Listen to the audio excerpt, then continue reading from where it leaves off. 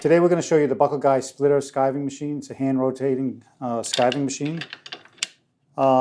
It's basically, it's about 100 pounds, really nice heavy weight. It gives us good stability for it. For this video we've just clamped it down to the counter, but you should always kind of screw it down to hold it in place for you. So this machine's just got a couple adjustments.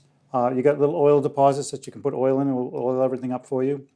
It's got a adjuster here, which will adjust the weight of the material that you want to skive down to. The handles are here. These will pop off, and this one will actually fold down so you can use it for storage. So basically what we're going to do is we're going to take a piece of material, any kind of project. It goes up to about 6 inches in width.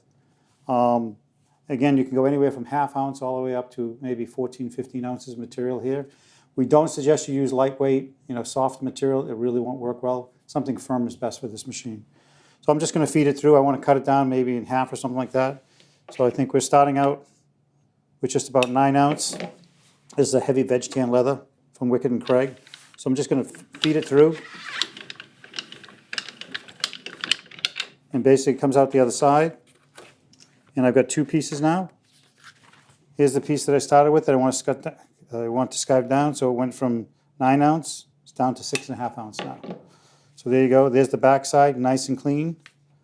Looks great.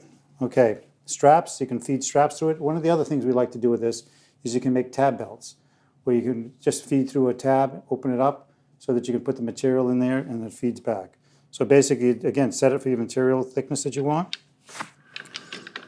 Put it through how long you want the material to go under the tab, and just reel it back. Basically, this is what you're going to get. So it opens it up, and you can put your material in there for belts or anything else you feel like doing, and then you can sew it back together again. Those are the basics of the machine. Great machine. Let us know if you have any questions.